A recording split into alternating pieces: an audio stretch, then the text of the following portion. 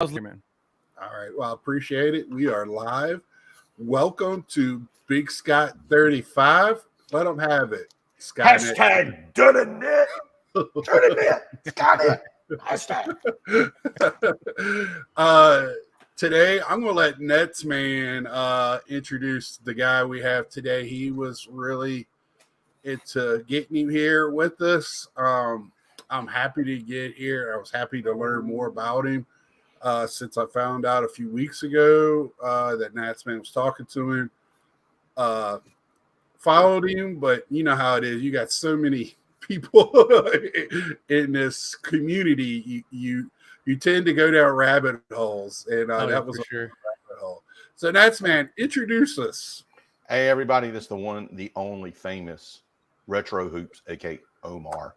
The myth, the man, the legend from Houston, Texas. Happy to be here, guys. Happy to be here. That's right. Houston, Texas, baby, in the house. Yeah. I've been a long time. I've followed Retro's channel.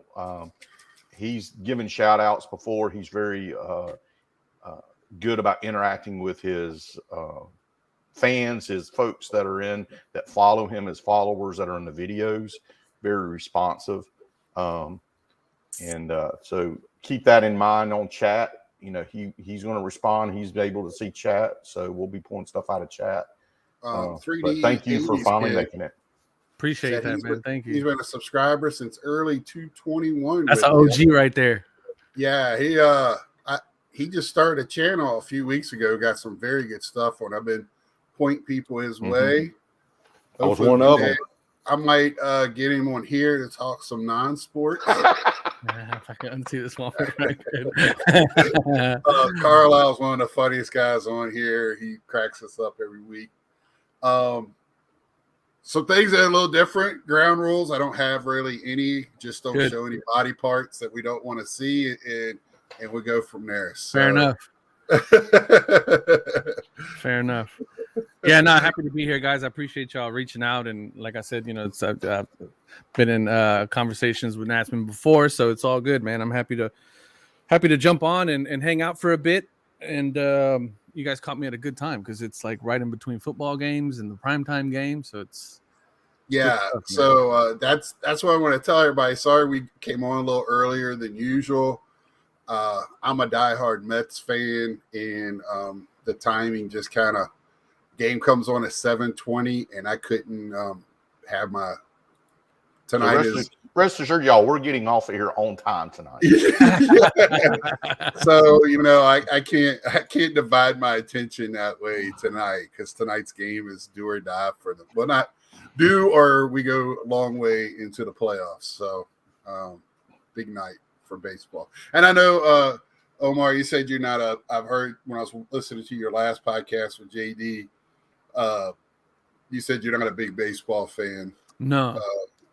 So do you collect other than basketball, or do you follow it?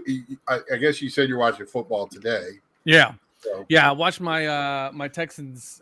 They just continue to be a dumpster fire, so that's always fun. I do collect Texan stuff. Matter of fact, I got some Davis Mills that I've been picking up here on my desk right now. Just some Prism stuff that I've been buying.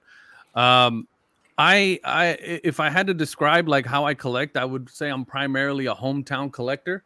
Okay. So, you know, Rockets obviously is the number one thing. I'm a huge basketball guy. I grew up a basketball kid. You know, played basketball, watched basketball, you know, eat, sleep, breathe, that kind of thing. Football was also a big one. I played a little football when I was younger. I do enjoy watching it. Football season is usually the you know, that at the beginning of football season, kind of the full swing of baseball season. And then, you know, as we're getting into preseason basketball here in the next week or so, you know, right around this time, October, November is a really, really good time for me. So just for the haters, then I'll do this. I had my championship hat that I had on with JD the other day. I don't know where that one's at. Yeah, actually, like your hat you got on now. That's the one. That's the one that really ruffles some feathers. Oh, I know. But no, so yeah, baseball I didn't get into primarily. It's I I grew up in the inner city, so basketball and football were like the Okay. easiest and cheapest things that your parents could put you Yeah. in.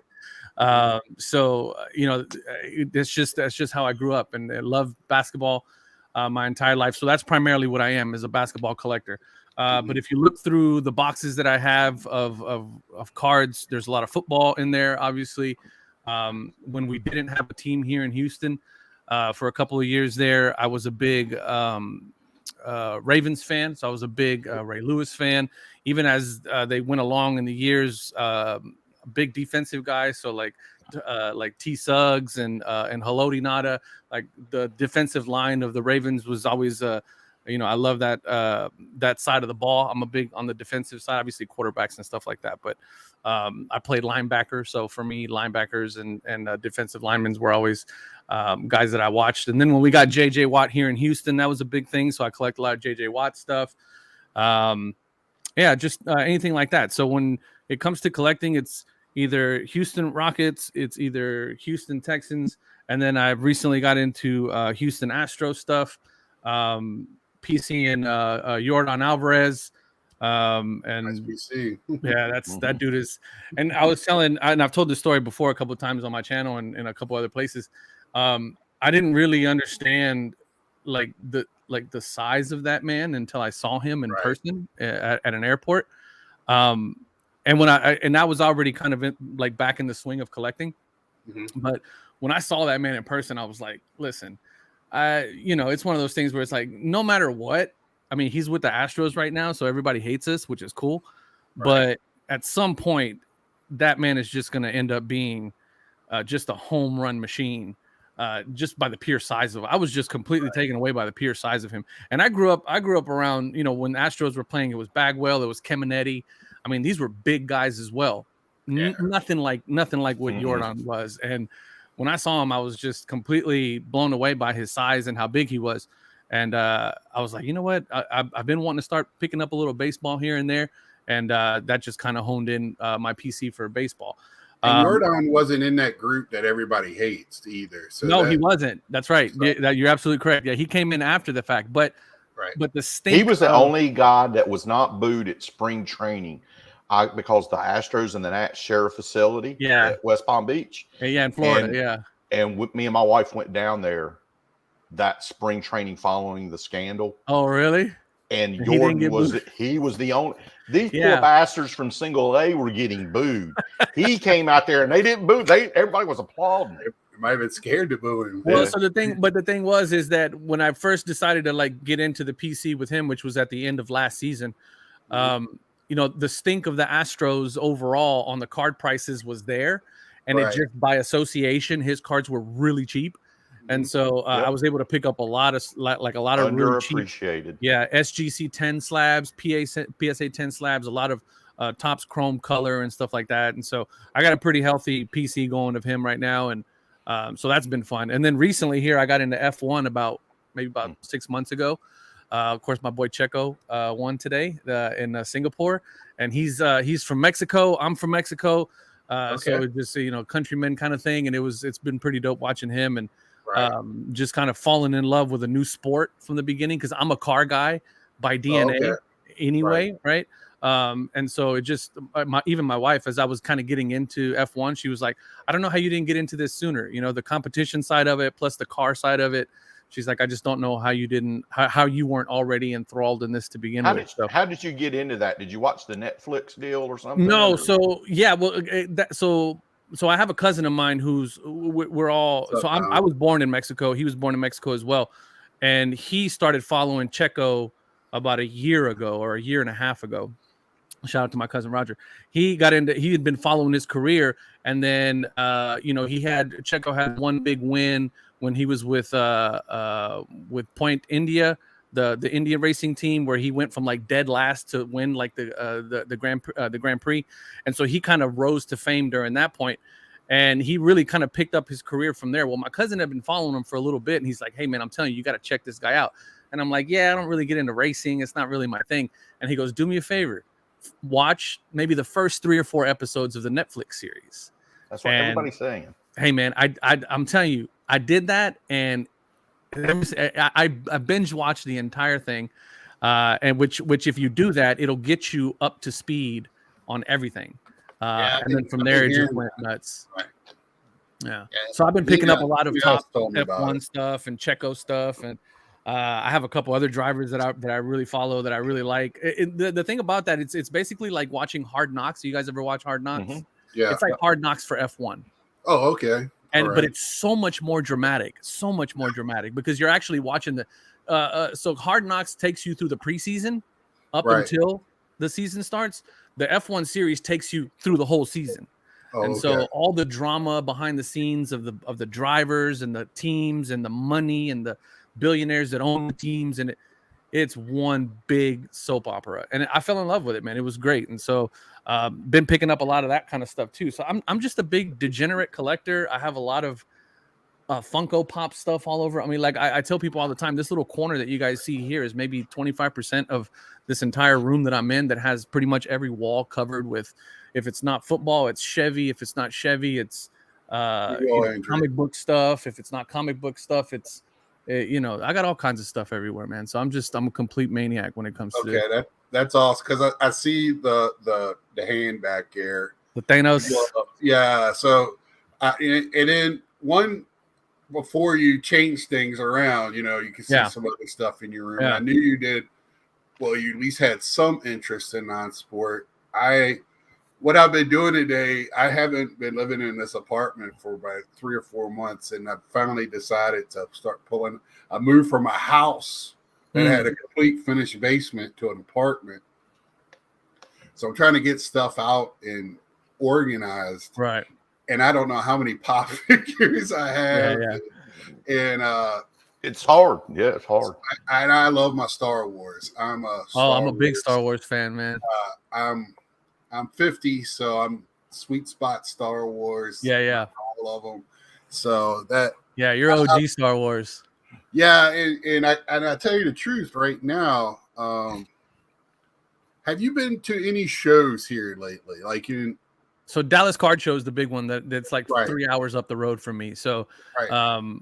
I've been to this would be my 4th one. The 5th one that's coming up in November would be the 5th one I'll go to. And the first time I ever experienced a card show ever in my life was the first time I went to the Dallas Card Show. Oh, okay. So again, one of those things, man, right? That you really have to experience that type of a show to really understand what it is that card shows are. And Right. I think I picked a good one to go Right. to. Exactly. And it was nuts, man. I'm going to try to get down there next year for Dallas. I like to do some destination card shows. Yeah. Of course, I go to the National all the time. I'm from Virginia. I live in North Carolina. I'm going to Chantilly this month. I heard that's a good car show as well. It is awesome. Have you been to the Dallas Card Show before? No, I haven't. What about you, Nance? Have you been? He's got it. I think he's got audio. Yeah, Skynet Victim 2022. Hey, he has not been to the Dallas one. Okay. No, it's on my bucket list. I keep hearing that the Chantilly Card Show is just as good in terms of size and just turnout and all that stuff. The reason I want to go to Chantilly real quick is purely selfish. Is that they've got classic Redskins items there. They've got it's not Washington. Nationals. Yeah, they've got right outside Washington. Yeah, it's the Nationals, and they've got the Cap stuff. And this year they've got Joe Theismann signing. They got a couple of Redskins signing, and of course, the myth, the man, Big Lawrence. He's going to be there. So I'm just totally, and my wife is cool. She's coming and she wants to come. Yeah. So she's cool with it and she's interested in my cards and stuff. So yeah, Chantilly is. And that's after the show. I'll tell you what hotel I got. It's cheap. Okie dokie. So I'm going purely selfish to get autos and memorabilia and stuff. There you go.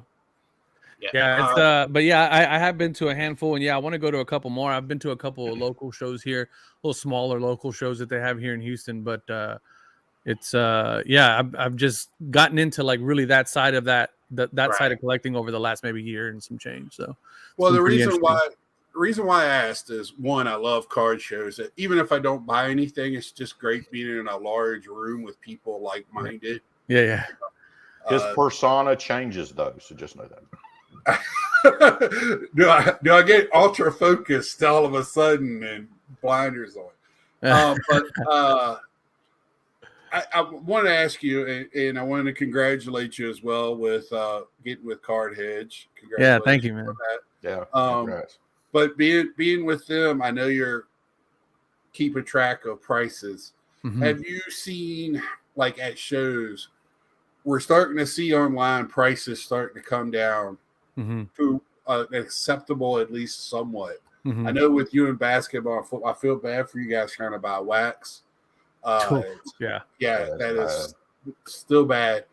But I have noticed at shows where I've stopped going until I go to Chantilly, where the dealers, they were behind marking their stuff properly going one way. Now they're behind going back down.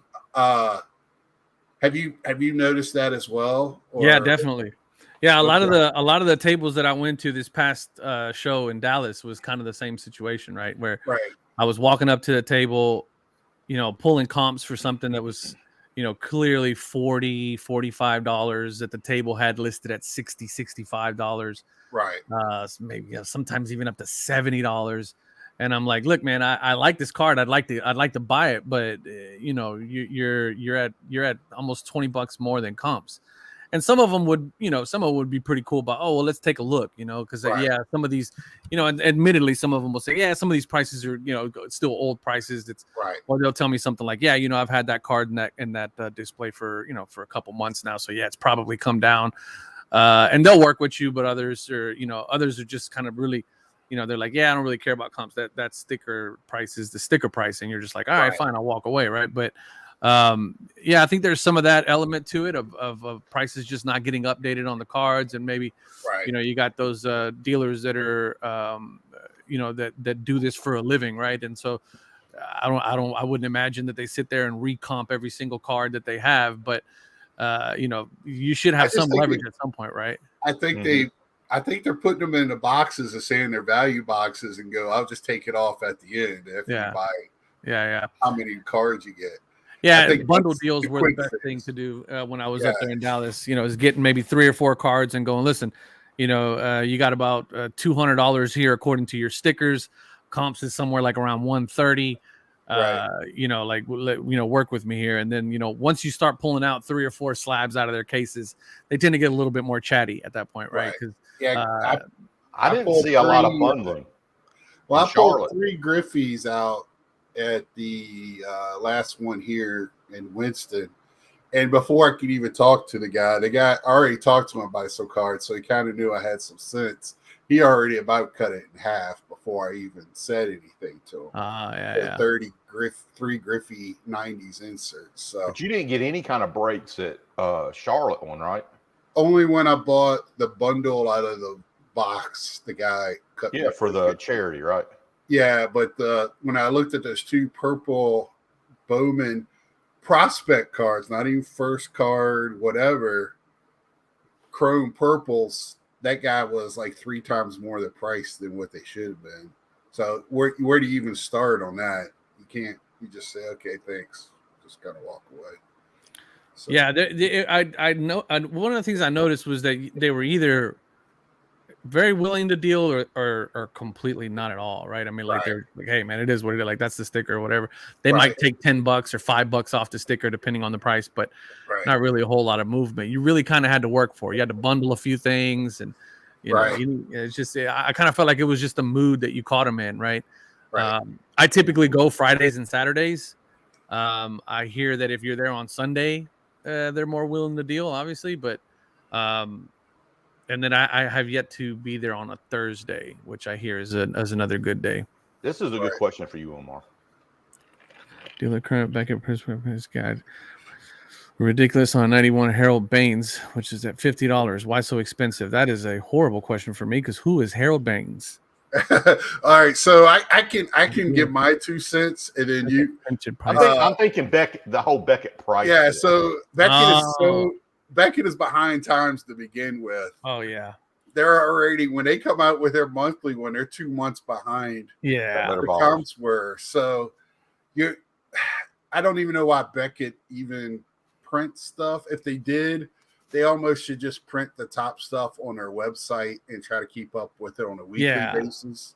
Yeah, from that perspective, you would imagine like, okay, so I understand the question a little better now because you would imagine that Beckett wouldn't even waste their time anymore, right? I mean, the it's so dynamic. Everything is so dynamic these days. From one day to the next, something can drop 15% for whatever reasons, right? I mean, Tua cards were on fire a week and a half ago, and then as of Thursday, they started to tank again, right? And then nobody gave a crap about Teddy B, 2 or 3 months ago. And then all of a sudden his stuff starts moving in volume. So I wonder if JD bought any Teddy B after buying those two. Man, it was funny, man, because we finished that podcast on a Thursday evening, right as that game was playing out. And just as we wrapped up the podcast, shut everything down, I walked downstairs to go watch the game.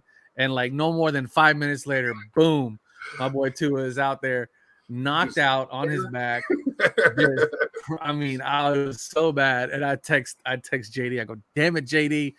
So you cursed Tua, man. I was now I gotta watch who you're investing in because I gotta, go there and make sure I don't buy anything. Here's the counter to that, Andrew, that you asked a minute ago. So now 3D says Baines is a recent Hall of Famer inductee, and that is his rookie card. So to somebody it's ridiculous, to somebody else it's a bargain. So that's the sheer volume of those cards. This right now, this hobby is such in a flux where we don't know what's going up, down, sideways, flip it over. That's the other thing. Because when I was at the National buying vintage, I was a little nervous because I'm like, man, if I ever go back and look at these prices, because I'm not one after I buy it to go check prices ever again on my cards. But if I do, and somebody says, that card's done triple, or fell 3 times as much. All right, but I still bought them anyway. Yeah, I'm looking at the 1 year on Harold Baines. Yeah, it's pretty consistent. Tops. Yeah, pretty consistent. It's been pretty flat. It's been hovering at around $120 for. Bible says right now that 8 is around 25 to 50 PSA 8. So I wonder what the pop count is on it. It's 42 is the PSA 10 pop count. Yeah, nobody even collected him except for Harold Baines' family until he got into the Hall of Fame. I mean. So it is what it is. I mean, Victor's on here, and what's up, Vic? Love Victor. Victor's been a friend of the channel. Has been on here a few times. Yeah, I just want to say you were courageous enough a month ago, to step in Victor's waters and talk about rookie cards. I love it. How do you feel about that one? Man, I love that kind of stuff. Anytime I like to consider myself and my content relatively niche, right? We're talking. Anywhere between 89 and 2002 basketball in particular, right? That's kind of the sweet spot of what I like. But if I wanted to consider myself niche, Victor's the niche of the niche, right?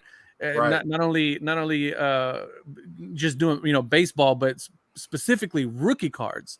And I find that kind of stuff just completely interesting because it's such a big part of what we do, right? Rookie cards. And there's so much ambiguity in how they're represented, how they're marketed, and what I had no idea that the players associations were involved in what the definition of a rookie card. You talked about rabbit holes earlier. I fell so deep into the rabbit hole of his content just based on rookie cards alone. That I was just completely blown away by it, and I had to have him on to talk about it because. There's a little bit of that going on as well within the NBA, but more particularly within Panini and what they've done with the rookie card over the last, I don't know, maybe 10, 15 years. Right. That it kind of blew my mind. We're talking about, early 90s, there was maybe 1, maybe 2, maybe 3 rookie cards per player. And then now, you got somebody like a Zion that's got, 200 or 300 different rookie cards out there that are all technically rookie cards. It's just so many offerings that's going on out there. And I just think his content is so specific and it's so relevant that he's doing a lot of good work. And it's a shame more folks don't know about him, to be honest with you. So yeah, Victor is one of the great ones in this hobby. Gives the best man hugs. I say it every time. Every time you meet him. He's one of the most genuine fellas in this group and in this hobby. Definitely comes through for sure. Very passionate and but he's not mean about it at all. So it's not his way or the highway. He always ends it with, "Hey, at the end of the day, the rookie card is what you decide yourself." 100%. Card. Yeah.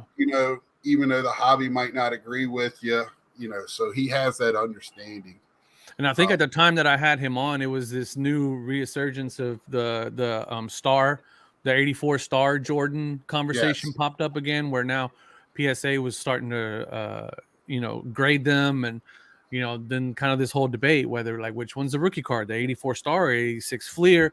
And there was a lot of conversation going on about that. I felt it was just the perfect time to have him on. I was already a fan of his content to begin with, but just the perfect time to have him on and talk through that whole situation of what a rookie card technically is, and then in that trying to add a little bit of concrete evidence to that debate as to which one of them is the rookie card, right? So it was good, man. I enjoyed my time with him for sure. I'm planning on having him on a couple more times. There's a couple other things that happened in the NBA that affected the lockouts, the shutdowns, and things like that. As to what year was certain players' rookie cards and things like that. So planning some other stuff with Vic, and pretty excited about that for sure. Yeah, same thing with baseball, the year of the lockout, or not lockout, the year of the COVID, and you had 8,000 rookie players, and some of them were qualified to be rookies the second year. Right. Had too many bats and couldn't. It was just so crazy. Well, it's funny because that's how I found Victor's content, actually, to believe it or not, because it's when I started collecting Yordan. Okay. And Yordan has kind of that story, right, where he was not eligible the year that he was drafted because he was in a minor league team, but then he got traded to the. I mean, it was, and that's when I literally came. Yeah, he got called up, and then I literally came across a video that Victor had done specifically about Yordan Alvarez and his rookie card situation. And watching that video, I was completely. And how Topps held back his rookie card for 1 year. Yeah. In the Series 1. That's right. So it was perfect. I dug into his content after that completely. You being a fan, you'll like this. Scott knows I had this card. I pulled the card. Alvarez 105. That transparent. You had card. Me at 105, but it was one of what's it called? Clear. The clear. Yeah. Oh, I got it graded SGC and it got SGC 10. I've never pulled one of those in my life, and I've been opening packs since 1974. I got one in my collection, but I'm looking for a Pete Alonso, and I sold it. I was gonna say, I'm assuming you sold that, right? Yes, I did. Well, you're talking about how many rookies. To my left here, I have a display like I got behind me of 36 different Pete Alonsos, and I have a box full of different Pete Alonsos created. And they're all different. And I'm a Gary Carter super collector, and I have 4 of his. And one is borderline, probably not his rookie. It's XRC from his minor leagues. So yeah, that was the other thing too, the XRC business and all that crap. It's very crazy how things have changed. Yeah, in my lifetime, when it comes, and it's not going to get any better. I don't think so. I'd be curious to see how Fanatics handles the whole situation, right, going forward. But I can't imagine Fanatics, because their name and they're bigger than cards. Mm-hmm. I think it's going to get better quality wise, and I tell you why I think this is because they don't want to have a bad reputation out there for anything. And they want to be, y'all were talking about it on your last, they want to be the one-stop shop. They want to have an eBay-like page. I don't know if they're going to get into grading. I know they're trying to. There's some rumors. Yeah, there's rumors. They already but, slabbed.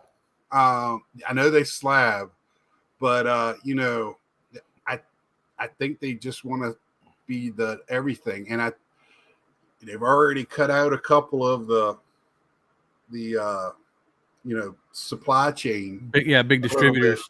Yeah, so which to me, I worked retail a lifetime ago, but to me, Tops was working like they were still a candy company foremost, and I mean they still are a candy company, but they were still sending their stuff to distributors and letting the distributors send it out. Where they're big enough now where they could just send it out, and these places have their distribution centers.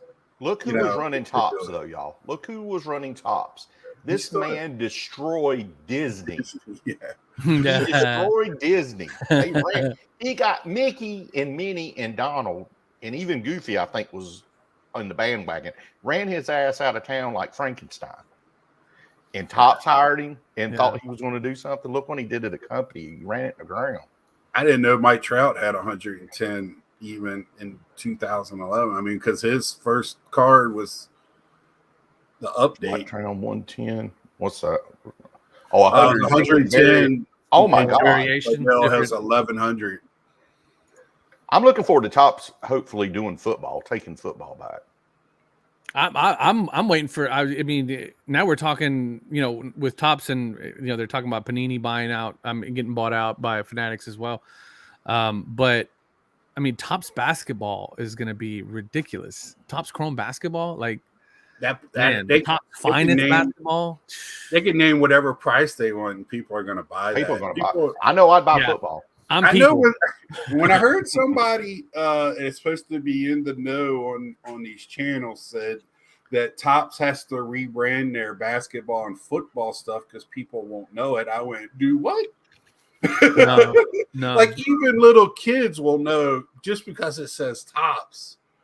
It's still going to be the premier stuff. I mean, has anybody named this on the Pop Peeve video? That's a pop peeve for a lot of us is when we hear this about. Fanatics doesn't have distribution. They got distribution issues and stuff. What we're bringing up that they're going to have to do this and that. If somebody's done that on Mike's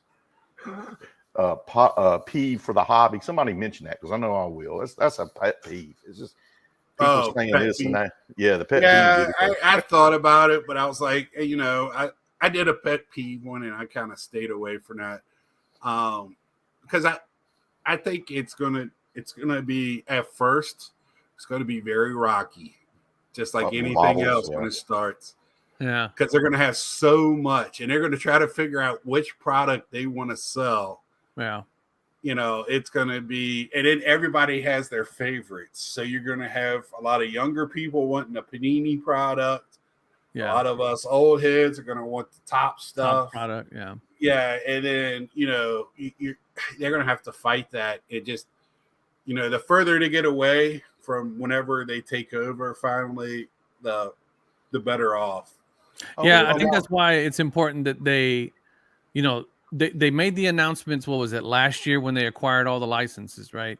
Right, and then right away, I think what was it? Maybe like 6 months later, they acquired Tops, right? Mm-hmm. And then, now the word around the street is that they've already, they're just waiting for everything to dry, the ink to dry on the contracts for the acquisition of Panini, right? Those licenses weren't due to expire for another 3 or 4 years, something like that. I think the 2025, I believe, is when the licenses expired for Panini. So they have some time, right, to like logistically work this thing out. Not only logistically, but also what it is that they plan on offering to the market, right? One of the things that Fanatics does really well is that they have infrastructure. Their MO is basically cutting out all the middlemen, going straight to the manufacturer and then offering it direct to consumer. That's what they do. That's what they do really well. Right. And acquiring the licenses, having those licenses, and then producing based on the license agreements, and then direct to consumer right off their website. Right. I just signed up for, what was it, Optic, that just dropped yesterday, I believe it was, where they're really I think they're gonna take this approach that they've taken, that the sneaker community or the sneaker scene has taken, which is like these random drops where you log in, you sign up, you pick however many you want, and then they'll randomly select you. If you get it, you get it. If you don't, you don't, right? That's kind of how they've been handling like the last few drops on Fanatics, which I think is probably about the fairest way you can do it. If Right. they're planning on going direct to consumer. But they've been pretty vocal about saying, listen, we don't plan on cutting out the card shops. We don't plan on cutting out the mom and pop shops. But I got a feeling based on what they've been doing with the, what was it, two of the largest distributors that they recently cut out. They're going to be doing some direct to consumer stuff, if not direct to hobby shop stuff. I think they want to go they direct are. to hobby shop because Yeah. I think they want to deal directly the way it sounds and the way it feels. And now this is gut feeling is they want to do it direct.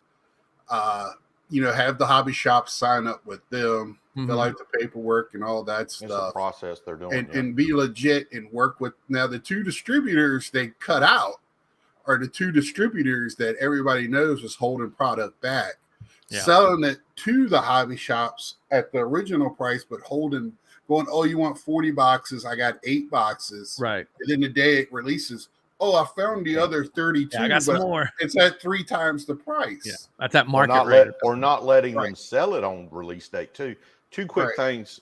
My local local card shop, he is in the process of signing up. He's brick and mortar, signing up for Fanatics Tops to get direct from them. So that's good. What do you My want to question see, is- Andrew?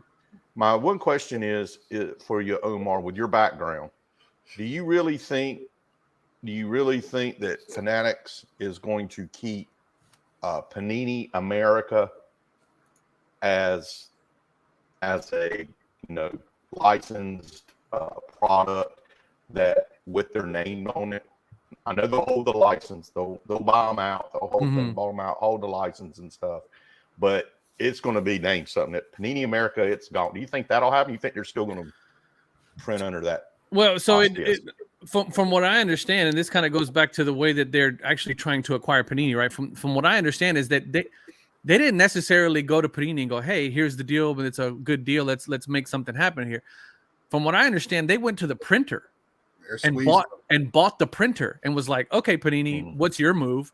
Well, Yeah. Panini's got no moves. They got no printers. They got nothing, right? So they kind of had No to come, paper, nothing. hat in hand and go, hey, what will you give me, right? So if that's any indication of how they're going to treat the the legacy name of Panini, I think that's a clear indicator, right? They don't care about the name. They already have Topps. Topps has a lot of that name presence already. And if you really think about it, if you look at some of the parallels and the prisms and the way that Panini has printed their product over the last years, it's just chrome stuff. Right. There really isn't. I think you mentioned this, Scott, is that some of the new kids are going to want Panini, but Panini really didn't boom until what, early 2018, late 2018, Right. 2019.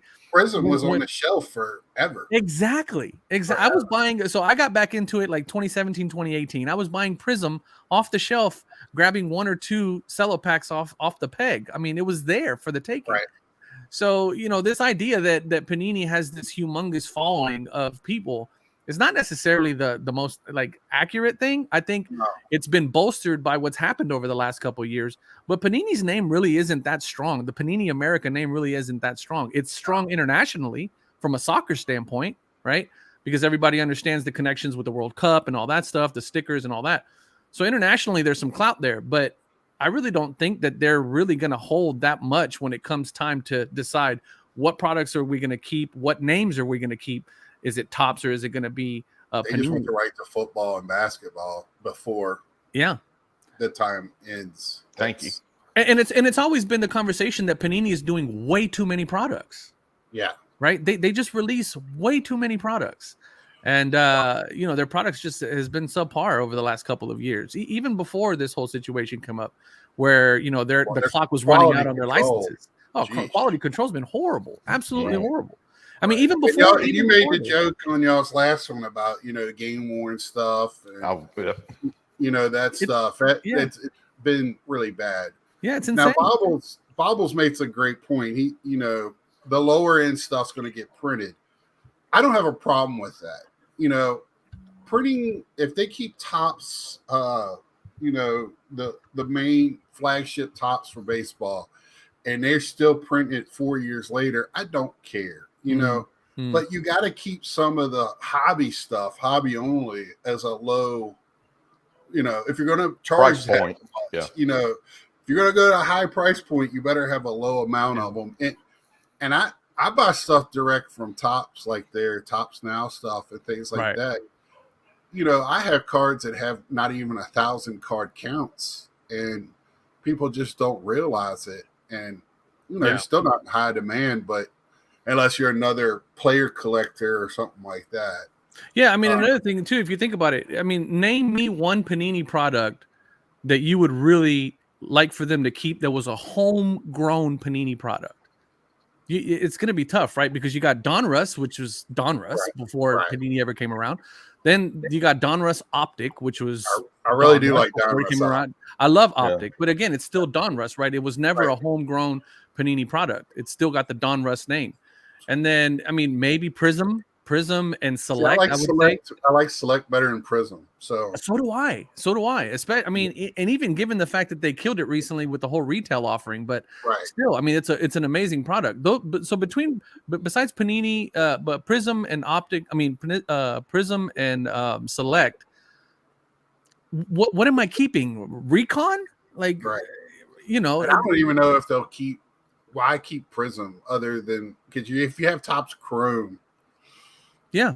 what is the reason? I mean, Why would you exactly? It'd be a rebrand, right? I mean, yeah, or you'll every 5 years release it just so the nostalgia effect something could be, yeah.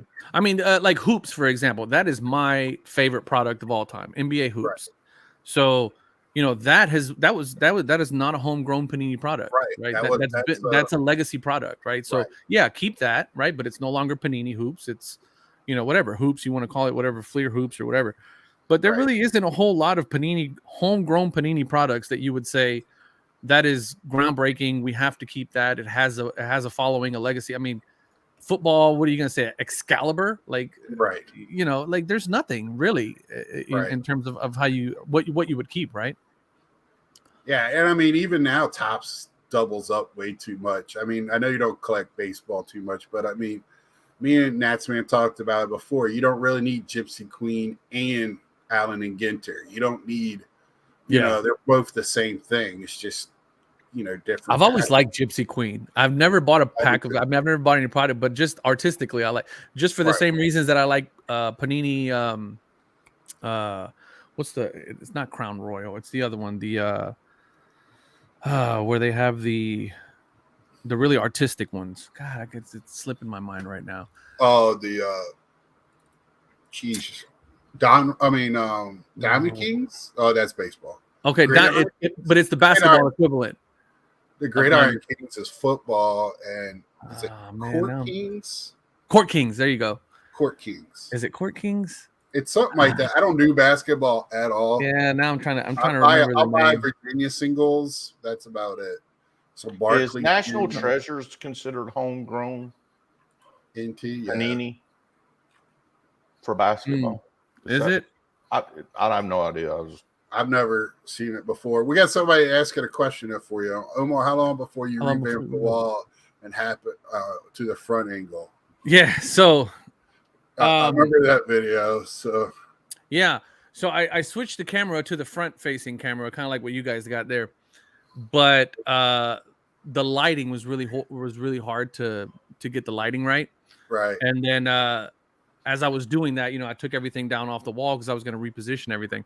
And I had my brother come in, who's a photographer, and he said, "Hey, man, you know, unless you're going to completely rearrange this entire room, you're not going to be able to do what you're envisioning because I don't have enough space to put the lighting properly." So I went back to this, and then even when I was at the front-facing camera, I kept looking this. I kept like looking. It was just I couldn't do it, man. I lost it, you know. And so I decided to go back to the camera, but with better lighting this time, and then I'm rebuilding this whole situation over here. I'm working on this because I got some jerseys that I want to display. That's kind of what's holding things but up. you do a great job of when you want to get that point across of looking directly into the camera. You do that very, very well. I try, man. I try. Yeah, and you were right. It is Court Kings. Yeah, I get one every once in a while. I won't get enough. That's mine for this month. That's early in the month too, boy. Yeah.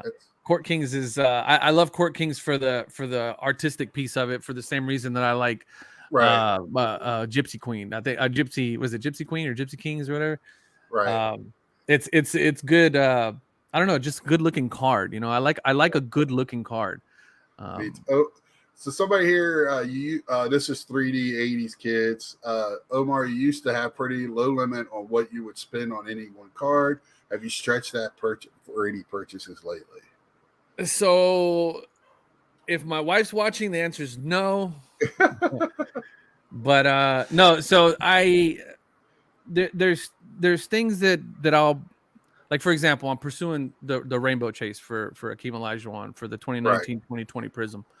And I'm down to the last 4 cards that I need for that set, which is gold to 10. Actually, 3.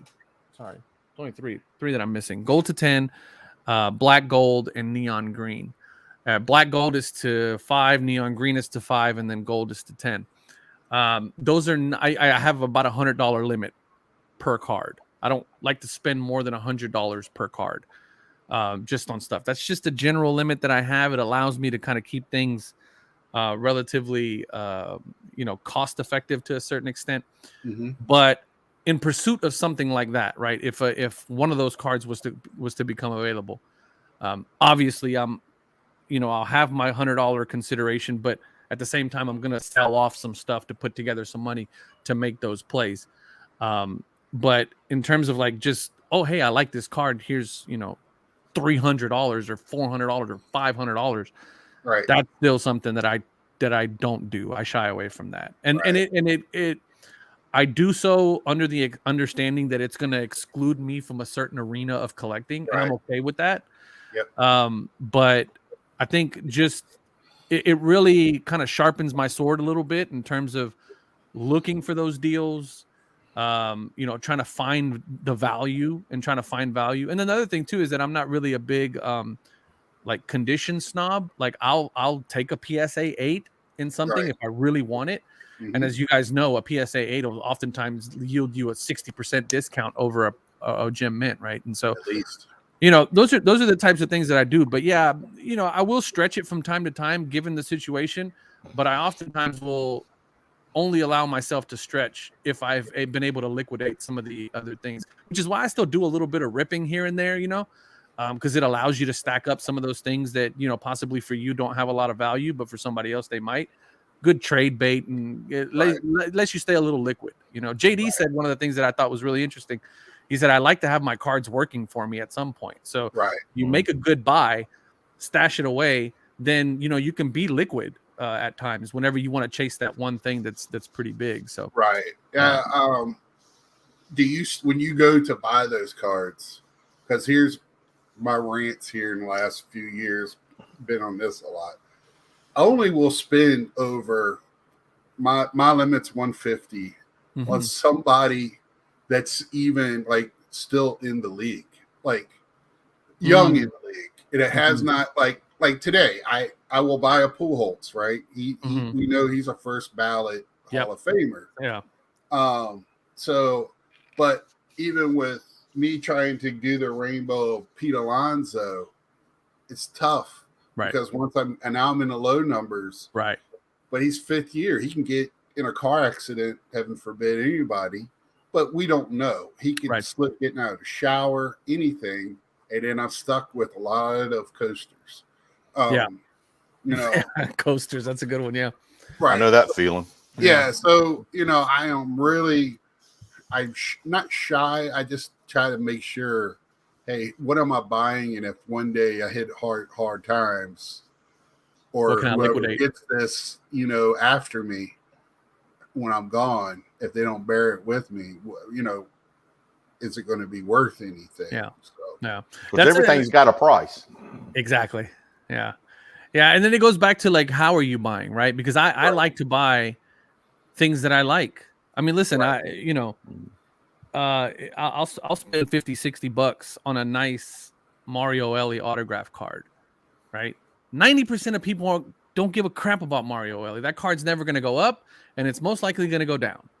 But when I bought it, I liked it. It made me happy, and I put it away, and I know I have it. And those are the things that ultimately I care about. You know, Right. That made you, like you just said, that made you happy. That's Yeah. your PC. that's right. A price only matters to that person who's buying it. 100%. 100%. And if I ever want to move that card, it's going to be very tough because And you know that. But I know that though, because I am the guy that is the tough sale for that card, right? That it's a very small person that's going to want that card. And you know, if I ever need to get liquid with it, I just got to know that I'm probably going to get $5 for it, if that, right? But I got plenty again, of stuff like that. buy what you like, right? Buy what you like. It's like what you just said with your Pete Alonso thing, right? You're chasing Right. Pete Alonso. He's a PC. At the end of the day, the young man gets hurt, God forbid. Then you're going to sit on a bunch of coasters, but the chase was there and you had fun Right. putting it together. And it only Right. starts to get tough once you start getting to those lower numbers. I was honestly lucky enough to put my rainbow together during a time where everybody was chasing Zion. Everybody and their mother was chasing Zion off that 2019-2020 set because that's Zion and Ja's rookie year. So while everybody was chasing those cards down, I was getting some of those low-numbered cards for dirt cheap. I mean, dirt cheap because nobody cared. Nobody was looking at it. Nobody was paying attention to any of that. Everybody was going for the big flip, right? The big, pretty, shiny things, right? And I was just slowly kind of picking everything up, and I got everything relatively cheap. If I were to try to have that chase now, it'd be impossible, you know. Right. But I just got lucky, really. Yeah, well, that Zion year, and even the other guy from Dallas, and Luka. all that kind of makes my stomach turn because we have the same ones in baseball, and I don't, understand it at all. I mean, when I can pick up some guy for 15 times more than a Hall of Famer, it just doesn't make any sense to me. Yeah, that's where it starts to get kind of funky. Yeah, I agree. It can be pretty interesting though, the differences, and you're even seeing a lot of that like on Instagram if you follow some of the channels where they'll say, how is a Tom Brady card going for less than a Justin Herbert, right? And we just like Justin Herbert's nowhere. I mean, he's a good quarterback, but he's just not as proven out as a Hall of Famer like Brady. But yet the cards are going for less. Brady's going for less money, Right. But it's just kind of the way that things have been over the last couple of years with the way the market has shot up, and then now everything's kind of coming back to some normalcy somewhat. But it is what it is. That's just kind of the world we live in, right? With the market the way it is. And that's something we're following pretty heavily on Card Hedge too, is just trying to look and see where some of those swings are happening and why, right? Right. You got any news about you got any news you can share with us? Well, they shared something that was really cool in the last one about being able to shop all the different. You click on a player and shop. For those that don't know about Card Edge, can you share a little bit about that? When we give y'all a shout out on that. Yeah, definitely. So cardhedger.com is the website. It's a pricing guide. Basically, you can go on there and find prices up to 30 days for free. You can go on and look up comps. There's also a marketplace option that you can click on where you can type in a particular card that you're looking for, and it'll do the search for you on eBay, on PWCC, and on Alt, I believe, where it'll just bring in any listings for that particular card, and then you can click right off the site and go straight to that. But I mean, a lot of what the tool is a pricing tool.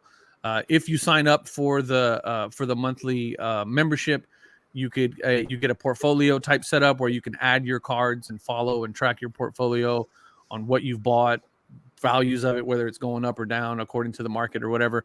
And then also there's some other tools on there. One that I use all the time is like the comparator tool, where you can look at two particular cards and compare them in pricing and see kind of like if you're trying to debate whether you want to buy one card or the other. You can take a look at kind of market trends over, I think, up to a year, up to 2 years for some of the cards. So it's just a lot of information. I think, especially when we're talking about the money side of things, right? As you're spending money on these cards, it's good to have as much information about it as you can. You do your research if you're going to buy a car. Card Hedge just kind of allows you to do some research on a card before you actually go dump some money into it. But it's really I use it on a day-to-day basis just to pull up card values. If I'm trying to evaluate trades or if I'm trying to sell a card or buy a card, comps is usually the first thing I'll jump to. And then pop reports and pop counts is also something that's available on Card Hedge. As you're looking at a particular card, if you want to know what it cost, that information's there. But if you want to look at pop reports like a PSA 10, PSA 9, the pop reports on that stuff is available right there as well that you can pull up. And it just kind of helps you make decisions. It helps you make better decisions based on what you're buying. And that's kind of where I got the idea of, like, if it's a card that I really want, grabbing a PSA 8 in near mint condition is almost not. It's almost like the best thing to do if you don't really care about, if it's a PC card, right? You don't really care about the value of it. It's a cheap way to get into a really good card. Right now, I'm trying to find a Kobe Topps Chrome. And I think like the cost difference between a PSA 10 and a PSA 8 is like a couple $100. And so it's like, I want that card because I want the card. I don't really, I would buy a raw one if I could, but I worry about authenticity and stuff like that. So graded is the next thing to do. Yeah. So that's, I think that is the original. Like if you just want to go in and look at comp, you just look up a card and that's the kind of information you get the last 30 days of sales. And then if you click on Marketplace, for example, you can look up that exact same card and then find it for sale, either on eBay or Alt or PWCC. So it's just an all-around good tool, man. I encourage you guys to go in and check it out. Try out the free, 30-day price, price checker where you can check comps for free. And, it's a really good tool. If you guys decide to sign up, I think it's like a 14-day trial where you can go in and browse all the features that it has. A lot of good features on there. And then I believe we got close to 225,000 individual cards on the server that we're chasing, and it's just growing every day. I mean, you want to talk about JD is just cranking these things out. Yeah. I mean, we're loading up full sets. A lot of the vintage stuff is already in there, and he's just kind of making his way through the 90s and putting in all full sets for everything. So the goal for us is if you're looking for a card, to have it and to have pricing information on it. And so that's kind of what we're trying to push towards. So two things on that too is that if you do it, I'm a subscriber and enjoy the tool. So I would say if there's a card that's not out there for y'all, all you got to do is email them. That's it. There's a link and it sends the email notification to them. They'll upload that card. Yeah, usually within a day. Yeah. And if they also track private sales, only thing on private sales is that you have to produce a legitimate validation of the sale. Correct. Yeah. And they will put that within the pop count. And correct me if I'm wrong, but I think y'all pull more data than any other. That's correct. Yeah. Yeah. So a lot of the competitors that have other similar tools to ours, they have very, very similar features. I mean, at the end of the day, we're pulling sales data, right? But one of the ways that we try to set ourselves apart is just in sheer volume, right? We have, like I said, it's close to we're going on 230 something thousand, 224,000 cards being tracked. And when we say 230,000 cards, we're considering one card is that, for example, that card that you just pulled up, we're counting that as one card. And along with that is all the possible grades for that card. I just love you can see raw. That's and raw as well. We do also include raw as well. And other competitors, they'll do it a little differently. They'll go, that particular card in a PSA 10 is 1 and a PSA 9 is 2. So they'll say, oh, we have 500,000 cards on our database. Well, yeah, you have 500,000 variations, not necessarily individual cards, but we have close to 230,000 individual cards, not to mention all the variations in grading and all that stuff that go along with that. If you were to count that, we're closer to 500,000, something like that. And you're still able, if you're the collector or if you're doing this for sales, it keeps up. You can actually input your buy and sell amounts, and and y'all's tool gives that average and Yeah. final dollar amount too as well, right? Yeah, it'll give you, if you make a sale, you put it in there that you sold the card for a certain amount, and it'll kind of bank your profits or losses, and then based on what you currently have and you put into the tool, it'll give you whatever your projected profits could be if you were to sell everything at market price, based on what you have in there, what you bought it for, and things like that. A lot of what I put into the tool was stuff that I've had forever, and then I'm into it for the price of grading back in the day, which was like $15. And so my profit margins look really nice right now because I don't have anything into the card other than the grading cost, right? And so but yeah, it's a great tool, man. If you guys again, if y'all want to check it out, it's cardhedger.com.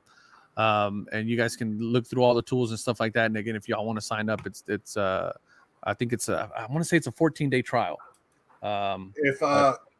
If you want, Omar, you can come back when this gets posted and put the link down below, and I'll pin it at the top for your link.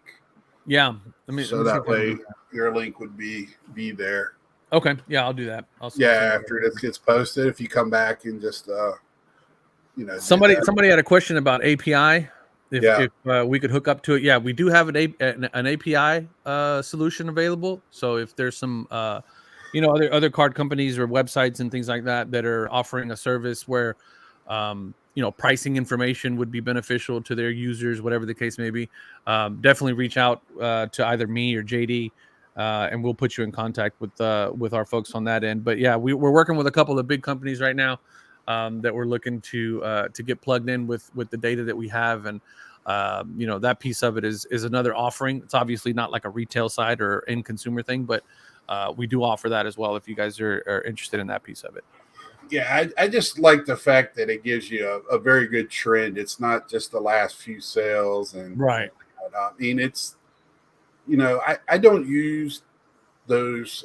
I'll be honest, I don't use them too often, but when I do use them, I do use that one or VPC or whatever that the vintage one is. Vintage price guides or vintage. I forget the other one. That's a pretty good one too. Yeah. Yeah, and I mean, this one kind of reminds me the way the graph and everything is set up. They're kind of similar to each other. So yeah, I follow commodities, and I like it's very, very much like a commodities, how you track commodities. Yeah. So if y'all out there are familiar with any, tracking stocks or any other commodities, gold, silver, anything like that, and it's really easy to read. Yeah. Well, yeah, no, it's good stuff. Thank you. We've been going for an hour. I told y'all we'll be.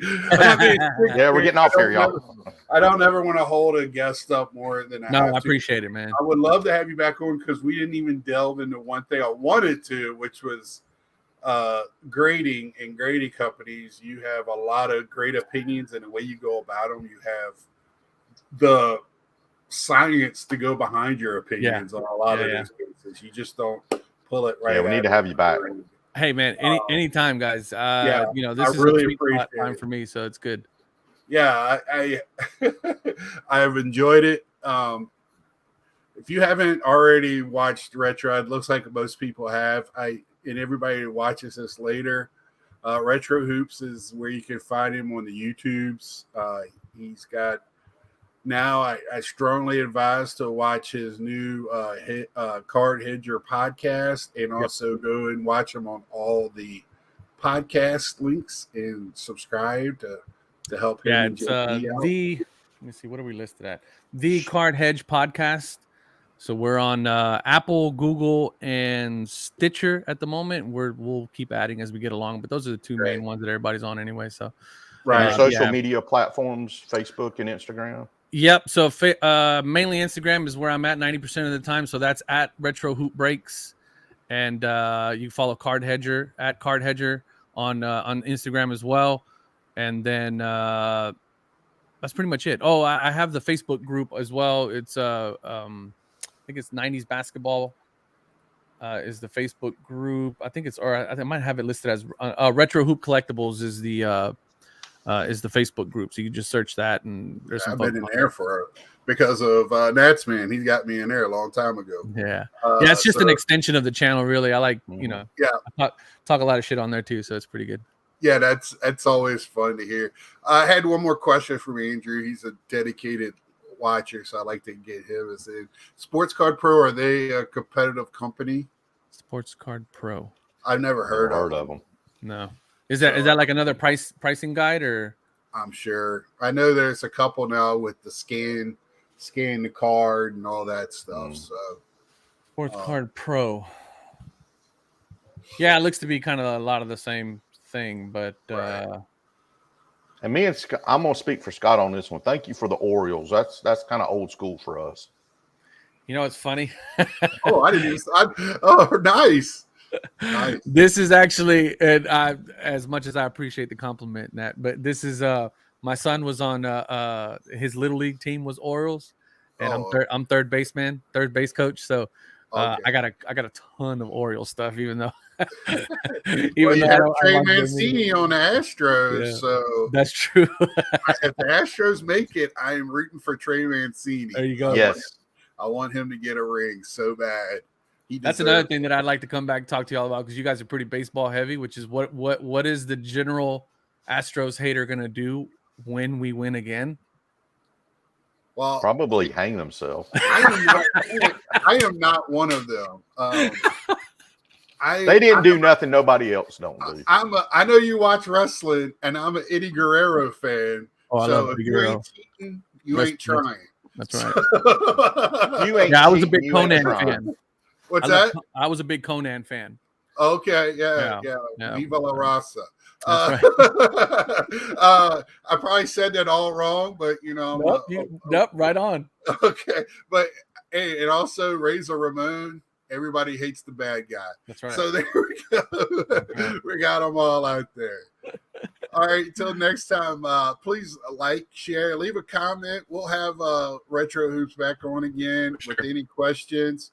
Hoping next week to have Blue Rock TV on, but I don't know what his situation is in Florida right now. He is okay. I have talked to him, but he is a first responder, so he is busy. So we understand if he is busy, and we like to give our thoughts out and whatever prayers to any for sure person you pray to for those people, because Bart's doing good too, I think. Yeah, I've talked to him, and I also talked to Jason, Mr. Fisher Bike, who's also a first responder. So they're doing okay, and they're going to have to take some time to get through it. And so thoughts are out with them. Till next time, see ya. Peace. Later, guys.